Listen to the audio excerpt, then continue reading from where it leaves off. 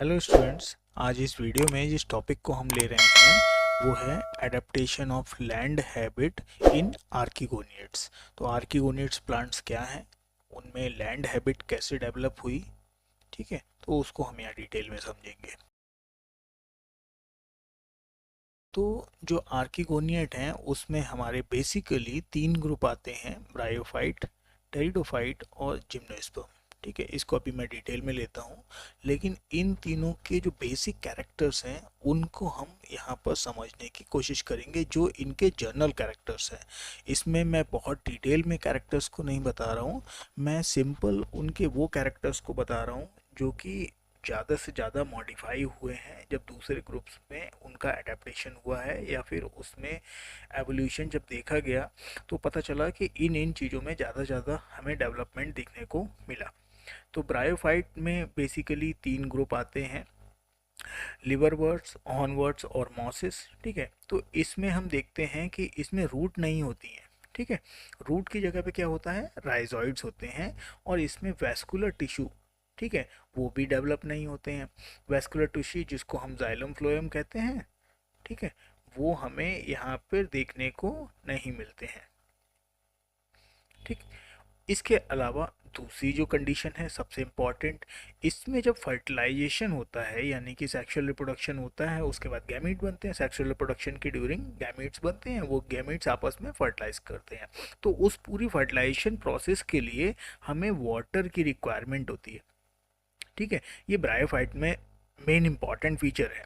ठीक है, तो इसमें जो वाटर रिक्वायरमेंट होता है, तो जो स्पर्म होता है यानी कि एंथ्रोजॉइड्स जिसको हम कहते हैं दूसरी लैंग्वेज में, तो जो स्पर्म है वो पानी में मूव करके जाएगा और आर्किगोनिया तक पहुंचेगा और आर्किगोनिया के एग से फर्टिलाइज करेगा। तो जो स्पर्म होता है उसमें हमें फ्लैजिला देखने को मिलता है। तो ये एक इम्पॉर्टेंट फीचर है। ये सारे पॉइंट्स हमें याद रखने पड़ेंगे, तब हम इस टॉपिक को बहुत अच्छे से समझ लेंगे। ठीक है, इसमें जो जनरेशन्स होती हैं, यानी कि देखिए आपको पता है दो जनरेशन्स होती हैं, ऑल्टरनेशन ऑफ जनरेशन की जब हम बात करते हैं तो दो जनरेशन्स की हम प्लांट में बात करते हैं। एक होता है गैमेटोफिटिक, ठीक है, और एक होता है स्पोरोफिटिक। स्पोरोफिटिक डिप्लॉयड जनरेशन होती है और गैमेटोफिटिक हैप्लॉयड जनरेशन होती है। जब इस मेन प्लांट, जो कि मेन प्लांट जब दिखता है, देखिए जनरेशन्स तो दोनों ही मिलेंगी, नॉर्मली प्लांट्स में दोनों जनरेशन्स मिलती हैं, लेकिन इसमें जो बड़ी जनरेशन होती है जो कि मेन जनरेशन जिसको कहेंगे, उसको हम कहते हैं कि वो डोमिनेंट है। ठीक है, तो लोअर प्लांट्स में हमने ऐसा देखा गया है कि गैमेटोफिटिक जो जनरेशन होती है वो डोमिनेंट होती है, और जो अपग्रेडेड प्लांट्स होते हैं, डेवलप्ड प्लांट होते हैं यानी कि हायर प्लांट्स हैं, उनमें हम देखते हैं कि स्पोरोफिटिक जनरेशन्स डेवलप्ड होती है। ठीक है, डोमिनेंट होती है, सॉरी। तो हमें यहाँ से एडेप्टेशन स्पोरोफाइट की तरफ जनरेशन्स का देखने को मिला है। तो ये हम बेसिकली समझते हैं। तो जो ब्रायोफाइट हैं उनमें डोमिनेंट कौन सी है, गैमेटोफाइट जनरेशन डोमिनेंट है। ठीक, तो ये तीन चीज़ें हो गई। पहला, राइजोइड्स इसमें होंगे, रूट नहीं होगी, वेस्कुलर टिश्यूज नहीं होंगे। दूसरा, इसमें जब फर्टिलाइजेशन होगा तो उसके लिए पानी ज़रूरी होगा, और इसमें जो फ्लैजिला होगा उसमें स्पर्म होगा, उसमें हमें फ्लैजिला देखने को मिलेगा। और तीसरा, जो इसकी डोमिनेंट जनरेशन है वो गैमेटोफाइट होती है। ठीक, अब हम टाइडोफाइट की तरफ आते हैं। तो टाइडोफाइट में पहले हमें, ब्रायोफाइट में क्या था, रूट नहीं थी। ठीक है, लेकिन यहाँ पर हमें रूट देखने को मिलती हैं और वेस्कुलर टिश्यूज भी देखने को मिलते हैं, यानी कि ये वाला जो पॉइंट है ये अपग्रेड कर गया। ठीक है, दूसरा वाला जो है कि इसमें जो डोमिनेंट जनरेशन होती है वो गैमेटोफाइट होती है। हम ये भी देखते हैं कि इसमें जो डोमिनेंट जनरेशन है वो कैसी है, स्पोरोफाइट है। ठीक, और तीसरा वाला जो है कि वाटर की ज़रूरत है ना, अभी फर्टिलाइजेशन के लिए, तो इसमें अभी भी वाटर की ज़रूरत है फर्टिलाइजेशन के लिए। ठीक, तो यानी कि हम जब ब्रायोफाइट से टाइडोफाइट में अपग्रेड हुए, यानी कि जब ब्रायोफाइट टाइडोफाइट में डेवलप्ड हुए, ठीक है, इनका कन्वर्जन हुआ, तो इसमें देखा गया कि ये दो पॉइंट तो अपग्रेड कर गए। ठीक है, और ये जो था रिक्वायरमेंट ऑफ वाटर वाला, ये अभी भी थोड़ा सा इसमें अपग्रेड मिला, लेकिन ज़्यादा अपग्रेड नहीं हुए। ठीक है, ज़्यादा इसमें एवोल्यूशन अभी देखने को मिला नहीं। अब हम तीसरी फेज में आते हैं, जो कि आर्किगोनिएट का तीसरा वाला जो हमारा ग्रुप है जिसको हम कहते हैं जिम्नोस्पर्म, उसमें बेसिकली आते हैं साइकेड्स, कॉनिफर्स, है ना, इस तरीके से। तो इसमें देखा गया कि जो फर्टिलाइजेशन है उसमें अब वाटर की ज़रूरत नहीं है, ठीक है, ये पूरी तरीके से एलिमिनेट कर गया। और जो पॉलन गेन है वो एयर के थ्रू, हवा हवा से उड़ के दूसरे पौधे में पहुंचते हैं, ठीक। और जो इसमें बनते हैं सीड्स, अभी तक किसी में भी सीड नहीं फॉर्मेशन हो रहा था, तो इसमें पहली बार सीड का फॉर्मेशन हुआ, ठीक है। और इसमें जो जनरेशन डोमिनेंट थी वो थी स्पोरोफाइट, जो कि टाइडोफाइट में भी थी, लेकिन टाइडोफाइट में गैमेटोफाइट थोड़ी सी बड़ी थी, यहाँ गैमेटोफाइट और छोटी हो चुकी है, ठीक। तो इस तरीके से हमें बेसिक फीचर्स हमें तीनों में समझ के चलना है। हमें इन्हीं पॉइंट्स को, अगर हमें एडेप्टेशंस को समझना है तो हमें इन जनरल टर्म्स को लेकर चलना पड़ेगा, ठीक। अब हम फिर से एक बार समझते हैं कि आर्किगोनिएट्स होते क्या हैं। आर्किगोनिएट्स वो प्लांट्स हैं जिनमें आर्किगोनिया मिलता है। आर्किगोनिया क्या है? एक टाइप का फीमेल रिप्रोडक्टिव ऑर्गन, ठीक है। मेल रिप्रोडक्टिव ऑर्गन को हम कहते हैं एंथ्रीडिया, और फीमेल रिप्रोडक्टिव ऑर्गन को कहते हैं आर्किगोनिया। लेकिन सभी में नहीं, किसमें? ब्रायोफाइट, टेरिडोफाइट और जिम्नोस्पर्म, इन तीनों में ही हमें आर्किगोनिया देखने को मिलता है। तो इन तीनों को मिलाकर हम आर्किगोनिएट कह देते हैं, ठीक है। तो ये जो आर्किगोनिएट वर्ड था, ठीक है, एक रशियन बॉटनिस्ट थे, इवान, ठीक है, उन्होंने इसको बताया था। तो उसके अकॉर्डिंग हमने इस टर्म को लिया है, और ये बहुत ही इम्पोर्टेंट है ना हमारे सिलेबस के लिए, और इसको समझना भी बहुत ज़रूरी है, ठीक। अब हम जर्नल कैरेक्टर्स कुछ आर्किगोनिएट्स के लेते हैं। तो इसमें हम देखते हैं कि हमें लिविंग प्लांट्स भी मिलते हैं और फॉसिल प्लांट्स भी मिलते हैं, क्योंकि तीनों ग्रुप में हमें फॉसिल्स मिल रहे हैं, ठीक है। मैंने जैसा कि बताया कि फीमेल सेक्स ऑर्गन को हम आर्किगोनियम कहते हैं, सिंगल होगा तो आर्किगोनियम कहेंगे, और एक से ज़्यादा होगा अगर पूरे ग्रुप की बात करेंगे तो आर्किगोनिया कह देंगे, ठीक है।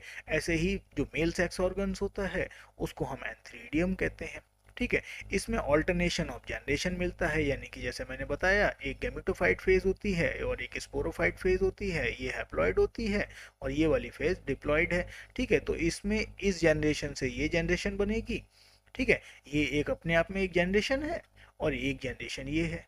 गैमेटोफाइट से स्पोरोफाइट बनता है, और स्पोरोफाइट से फिर गैमेटोफाइट बन जाता है, ठीक है। तो इसी तरीके से ये चलता रहता है। तो इन में तीनों ही ग्रुप में हमें ऑल्टरनेशन ऑफ जनरेशन देखने को मिलता है। इसके अलावा अगर हम स्पोर्स की बात करें तो इनमें कौन कौन से टाइप के स्पोर्स मिलते हैं, तो इसमें दो तरीके के स्पोर्स मिलते हैं। पहला है होमोस्पोरस, दूसरा है हेटरोस्पोरस। होमोस्पोरस मतलब कि सारे स्पोर्स एक जैसे दिखाई देंगे। हेटरोस्पोरस, उसमें कुछ स्पोर्स बड़े होंगे जिसको मैक्रोस्पोर्स कहेंगे, कुछ स्पोर्स छोटे होंगे जिसको माइक्रोस्पोर्स कहेंगे। तो इस तरीके के स्ट्रक्चर्स हमें देखने को मिलते हैं, ठीक है। अब हम अपने मेन टॉपिक पे आते हैं जिसको हमें आगे डिटेल में समझते हुए चलना है, ठीक है। बैकग्राउंड में थोड़ा सा बताया ताकि आपको उसको अच्छे से समझ लें, ठीक है। लेकिन अब हम मेन टॉपिक को, हम ज़्यादा लंबा नहीं खींचेंगे लेक्चर को, थोड़ा सा ही सिंपल वे में लेके चलेंगे, ठीक है। तो आर्किगोनिएट्स जो थे शुरू में देखा गया, शुरू वाले जो मैंने बताया कौन से थे? ब्रायोफाइट थे।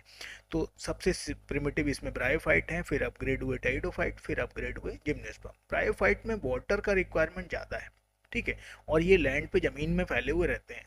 इनमें वैस्कुलर टिश्यूज़ भी नहीं मिलते। टेरिडोफाइट में वैस्कुलर टिश्यूज़ तो मिले, जिम्नोस्पर्म में और ज़्यादा अपग्रेड हो गए, लेकिन वाटर का रिक्वायरमेंट यहाँ पे धीरे धीरे धीरे धीरे धीरे धीरे करके कम हो गया, ठीक है। यहाँ जितना पानी ज़रूरी था उसकी लाइफ साइकिल को कंप्लीट करने के लिए, यहाँ पर उतना पानी ज़रूरी नहीं है। यहाँ पे सिर्फ उसके बॉडी के लिए जो वाटर की रिक्वायरमेंट है, यानी कि उसकी अपनी एडेप्टेशंस वाटर के ऊपर नहीं है, वाटर की कमी के ऊपर है। मतलब पानी अगर कम हो गया धीरे धीरे, तो जिम्नोस्पर्म्स उस तरीके से एडेप्ट हुए हैं कि उनको उतना ज़्यादा पानी नहीं चाहिए, उनको सिर्फ उनकी फिजियोलॉजिकल जो भी नीड है उसके लिए उसको वाटर चाहिए, बाकी चीज़ के लिए नहीं चाहिए, जो ऐसा नॉर्मल प्लांट्स को चाहिए होता है, ठीक है। तो इनमें बहुत सारी एडेप्टेशंस हमें देखने को मिली, जो कि टेरेस्ट्रियल एडेप्टेशंस कहती हैं। टेरेस्ट्रियल मतलब एक जगह एक एक्वेटिक लाइफ होती है, पानी में मिल रही है, ठीक है, और एक टेरेस्ट्रियल होती है।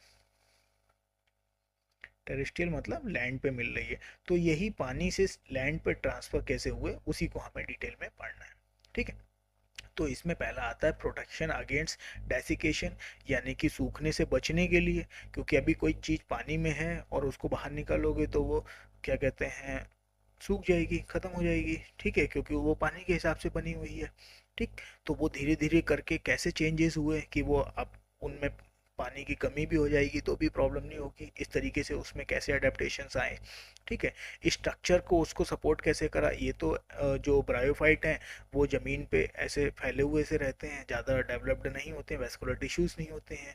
ठीक है, लेकिन अगर ये बहुत ऊंचे पौधे बनेंगे तो जब ग्रेविटी के फोर्स के अगेंस्ट में इनको काम करना पड़ेगा, तो इसमें वेस्कुलर टिश्यूज डेवलप होंगे तभी ये हो पाएगा। ठीक है, तीसरा आया एडेप्टेशन फॉर रिप्रोडक्शन। ठीक है, इन ड्राई एनवायरनमेंट, ये वाले जो थे ब्रायोफाइट, ये एक्वाटिक एनवायरनमेंट में, यानी कि इनको वाटर की रिक्वायरमेंट ज़्यादा थी जैसा कि मैंने बताया, तो जब रिप्रोडक्शन में चेंजेस हुए तो फिर ये ड्राई कंडीशंस में भी, जैसे अभी लैंड पे, ज़मीन पे इतना ज़्यादा पानी तो हमेशा भरा हुआ रहता नहीं है, तो उसमें इन्होंने कैसे रिप्रोडक्शन करा। ठीक है, तो इस तरीके से हमने इन सभी को पॉइंट्स को अलग अलग लिया है। तो हम पहला पॉइंट ले रहे हैं प्रोटेक्शन अगेंस्ट डेसिकेशन। इसमें हम तीन चीज़ों को मेन फोकस पे रखेंगे। पहला, क्यूटिकल का फॉर्मेशन। ठीक है, दूसरा एपिडर्मल एडेप्टेशन, और तीसरा है रिटेंशन ऑफ वाटर। ठीक है, तो पहले लेते हैं क्यूटिकल फॉर्मेशन। तो जो आर्किगोनियट्स होते हैं जैसे कि टेरिडोफाइट और जिम्नोस्पर्म, हम ब्रायोफाइट की बात नहीं कर रहे हैं। ठीक है, उनमें क्या होता है, क्यूटिकल डेवलप हो जाती है। ब्रायोफाइट में इतनी बढ़िया क्यूटिकल नहीं होती है, लेकिन जब इन दोनों ग्रुप्स में क्यूटिकल को देखा गया तो उसमें क्यूटिकल के ऊपर एक वैक्सी लेयर, एक ऐसी मोम की परत हमें देखने को मिली स्टेम और लीव्स पे, जिससे कि पानी की कमी, पानी का सूखने से, जैसे सर्दियां हैं तो सर्दियों में हम लोग अपनी स्किन के ऊपर कोई मॉइस्चराइजिंग क्रीम वगैरह लगा लेते हैं, है ना, Vaseline, petroleum jelly, waxy layer बना लेते हैं, जिससे कि क्या होती है, हमारी जो स्किन है वो डेसिकेट, सूखने से बच जाती है, और अगर सूख जाएगी तो उस पर रैशेस हो जाएंगे। तो इस तरीके से भी प्लांट के ऊपर भी हमें एक लेयर, पतली सी मोम की परत देखने को मिलती है, जो कि उसको सूखने से बचाती है। ठीक है, तो यहाँ पे पहला एडेप्टेशन तो यही है कि जब ज़मीन पे पौधा आएगा जो पानी में ज़्यादा मिल रहा है, तो उसको पानी उतना है नहीं तो वो सूखने से बच जाएगा, क्योंकि पहले तो वो अगर उसको निकाल के बाहर रखेंगे तो वो सूख जाता। ठीक है, दूसरा है एपिडर्मल एडेप्टेशन। उसकी एपिडर्मिस जो है उसके ऊपर हमें स्टोमेटा देखने को मिलेंगे। स्टोमेटा शुरू में इतने अच्छे डेवलप नहीं होते, लेकिन यहाँ पे हमें देखने को मिलेंगे। स्टोमेटा करेगा क्या, जो गैसियस एक्सचेंज यानी कि CO2 और ऑक्सीजन का जो क्या कहते हैं एक्सचेंज है, उसको हेल्प करेगा। ठीक है, मिनिमाइजिंग वाटर लॉस। ठीक है, और वाटर लॉस जो पूरे प्लांट से हो रहा था वो पूरे प्लांट से ना होके कुछ स्पेशल ऑर्गन्स जो कि स्टोमेटा है उसके थ्रू होगा। ठीक है, उसकी सहायता से होगा। तो यहाँ पे हमें टेरिडोफाइट और जिम्नोस्पर्म में स्टोमेटा डेवलप होते हुए दिखेंगे अच्छे से। अगला है retention of water. Retention of water यानी कि अब ये ब्रायोफाइट जो थे, जो मॉसिस थे, वो एब्जॉर्ब करते थे और रिटेन करते थे वाटर को। ठीक है, लेकिन अब क्या होगा, कैपिलरी एक्शन हमें देखने को मिलेगा और कुछ स्पेशलाइज सेल्स होंगी। ठीक है, वो वाटर को रिटेन करेंगी, वाटर को रखेंगी अपने पास में आराम से उसकी फिजियोलॉजी के लिए। ठीक है, तो पहले क्योंकि वो पानी में है तो उनको इतनी ज़्यादा ज़रूरत नहीं है पानी की। ठीक है, लेकिन जब एडप्ट होंगे, दूसरे टेरिडोफाइट या जिम्नोस्पर्म बनेंगे, तो उनकी बॉडी में उस वाटर को रखने के लिए, उनके क्या कहते हैं, वाटर को संभाल के रखें। ठीक है, तो वो एक एडेप्टेशन उसमें डेवलप हुई, ताकि जब जरूरत पड़े तो वो इतनी जल्दी सूख के खत्म ना हो जाए पौधा। ठीक है, नेक्स्ट है स्ट्रक्चरल सपोर्ट ओवरकम ग्रेविटी। ठीक है, अभी तो प्लांट हैं जैसे कि ब्रायोफाइट हैं, वो जमीन पे ऐसे फैले हुए हैं। ठीक है ना, तो जैसे कि आपने शुरू के स्ट्रक्चर्स में देखा होगा, यहाँ पे मैं दिखा दूँ, जैसे ये तीनों हैं। ठीक है, यहाँ पे आप इसको देखिए, ये ब्रायोफाइट्स हैं, ये टेरिडोफाइट्स हैं, ये तो जमीन पे हैं, बहुत छोटे छोटे प्लांट हैं। ठीक है, तो इस तरीके से ये आगे फर्दर डेवलप हुए हैं। तो इसको हम यहाँ पे देखते हैं, कौन सा, स्ट्रक्चरल सपोर्ट। तो ओवरकम ग्रेविटी, तो इसमें होता क्या है कि लिग्निफाइड टिश्यूज का डेवलपमेंट होता है, ऐसे टिश्यूज जिनकी वॉल पर लिग्निन जमा हो जाता है। लिग्निन क्या करता है, सपोर्ट करता है मैकेनिकल। ठीक है, तो इसमें जो जाइलम फ्लोएम होते हैं वो बहुत अच्छे से डेवलप्ड होते हैं, और उनकी वॉल पर लिग्निन मिलता है हमें जाइलम की। ठीक है, तो वो क्या करता है, प्लांट को, ऐसे प्लांट में कोई हड्डी तो होती नहीं है ना, तो उससे कुछ उसमें ऐसी एडेप्टेशंस हो जिससे कि प्लांट ऐसे बहुत ऊंचाई तक खड़ा रहे और फिर ऊपर ऐसे इतना बड़ा एरिया को कवर करे, ठीक है, इतनी लीव्स और इतना सब किससे सपोर्टेड है, स्टेम से सपोर्टेड है। अब वो स्टेम में इतनी मजबूती तो होनी चाहिए ना, तो वो मजबूती कैसे आती है, इस लिग्निन की वजह से आती है जो जाइलम के ऊपर लगा रहता है, ठीक है। और वो स्ट्रक्चर प्रोवाइड करता है, जाइलम को बहुत स्ट्रेंथ प्रोवाइड करता है कि वो आसानी से इतने बड़े प्लांट को सपोर्ट करता है, ठीक है। दूसरा है स्टेम एंड रूट सिस्टम। जो रूट होती हैं वो भी इसमें बहुत दूर तक फैली होती हैं ताकि ये हल्के फुल्के झोंके से उखड़ के ना गिर जाए, तो रूट भी ज़मीन को बहुत अच्छे से पकड़ के रखती हैं और वाटर में, यहाँ सॉइल में से वाटर वगैरह और न्यूट्रिएंट्स को एब्जॉर्ब करती हैं, ठीक है। जो स्टेम होता है वो सीधा रहता है और सपोर्ट प्रोवाइड करता है, ठीक है। तो ये चीज़ हमें शुरू में ब्रायोफाइट में देखने को नहीं मिली, लेकिन जैसे जैसे टेरिडोफाइट और जिम्नोस्पर्म में अपग्रेड हुए तो ये चीज़ हमें उसमें देखने को मिलती है। अगला है adaptation for the reproduction in dry condition, ठीक है। जो ड्राई एनवायरनमेंट है, देखिए ब्रायोफाइट जो होते हैं उसमें एक्वेटिक में रिप्रोडक्शन होता था, टेरिडोफाइट में भी एक्वेटिक में रिप्रोडक्शन होता था, तो यहाँ पे फोकस हमें रखना है जिम्नोस्पर्म पे। जिम्नोस्पर्म पे क्या होता था, आर्किगोनियम है वो पहले बहुत डेवलप्ड हुआ था, ठीक है। मतलब आर्किगोनियम का जो स्ट्रक्चर है आप देखेंगे, ये जो स्ट्रक्चर है यहाँ पर मैं दिखा देता हूँ, ये जो स्ट्रक्चर है आर्किगोनिया का, ये जब आप ब्रायोफाइट में देखेंगे तो आपको ऐसे ही दिखेगा। टेरिडोफाइट में थोड़ा कम डेवलप हो जाता है और जिम्नोस्पर्म में तो खाली खाली उसमें एग सेल ही देखने को मिलती है, उतना ज़्यादा रहता नहीं है, ठीक है। तो इसमें क्या होता है, आर्किगोनिया जो है वो एग को, अंदर का जो एग सेल है सेंटर में होती है नीचे, ठीक है, उसको प्रोटेक्ट करती है, ठीक है।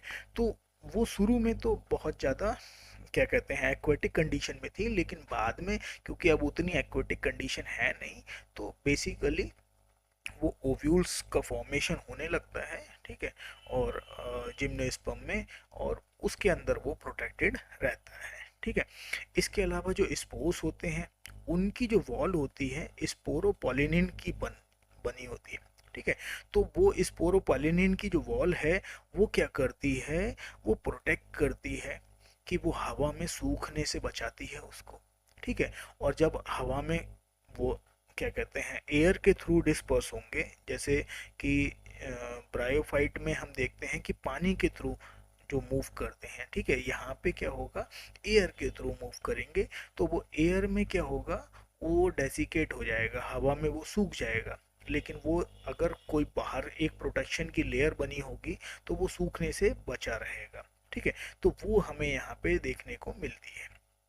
सीड का फॉर्मेशन होता है जिम्नोस्पर्म में। सीड क्या करता है, सीड के अंदर सारा न्यूट्रिएंट और सब चीज़ें स्टोर्ड रहती हैं और बाहर से प्रोटेक्शन में रहती हैं, ठीक है, प्रोटेक्टिव कवरिंग रहती है।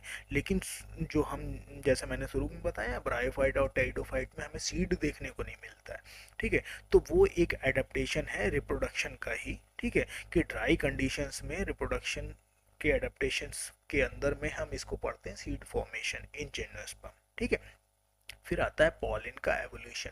जैसे पॉलिन का डिस्पर्सल होता है, पॉलिन ग्रेन क्या होता है, मेल गैमीट होता है। तो मेल गैमीट जब क्या कहते हैं, यहाँ पे तो जिम्नोस्पर्म में क्या होता है, जिम्नोस्पर्म में मेल गैमीट को हम पॉलिन कहते हैं। पॉलिन जो है वही हमारा मेल गैमीट को लेकर जाता है, और वहाँ पर जो मेल गैमीट होता है उसको हम बोलते हैं एंथेरोजॉइड्स, ठीक है।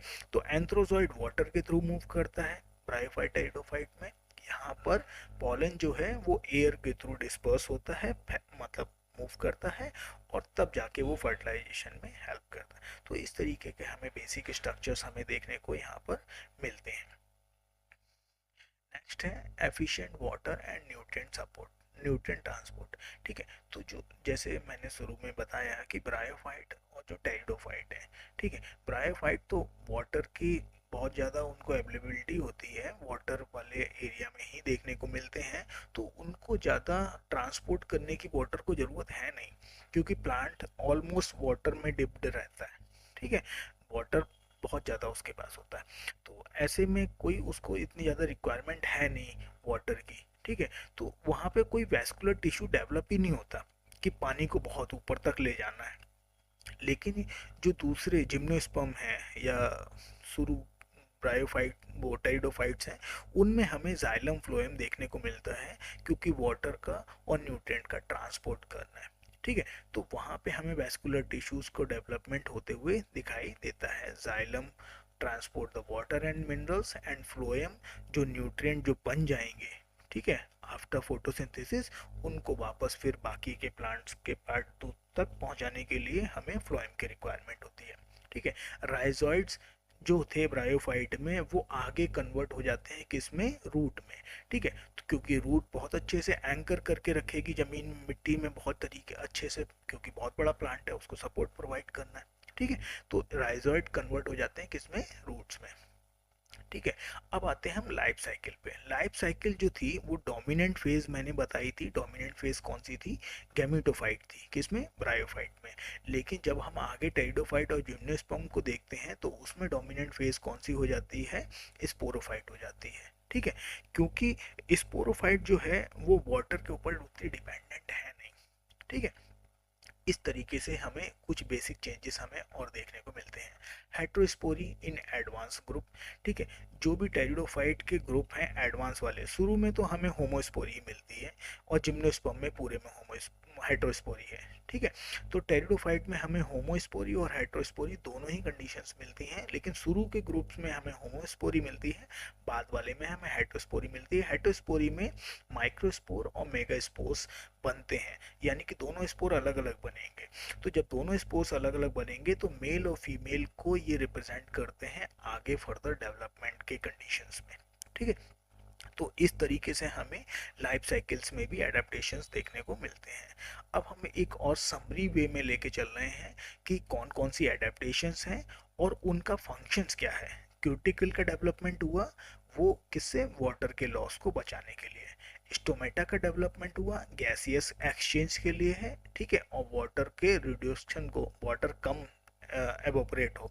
ठीक है, और वेस्कुलर टिश्यूज का डेवलपमेंट हुआ ट्रांसपोर्ट के लिए, न्यूट्रिएंट के लिए, फूड के ट्रांसपोर्ट के लिए। लिग्निन का सपोर्ट, लिग्निन हुआ स्ट्रक्चरल सपोर्ट के लिए, जो मैंने बताया ना जाइलम की वॉल्स के ऊपर होता है। आर्किगोनियम में आगे जो डेवलपमेंट हुए, ठीक है, एग को प्रोटेक्ट करने के लिए।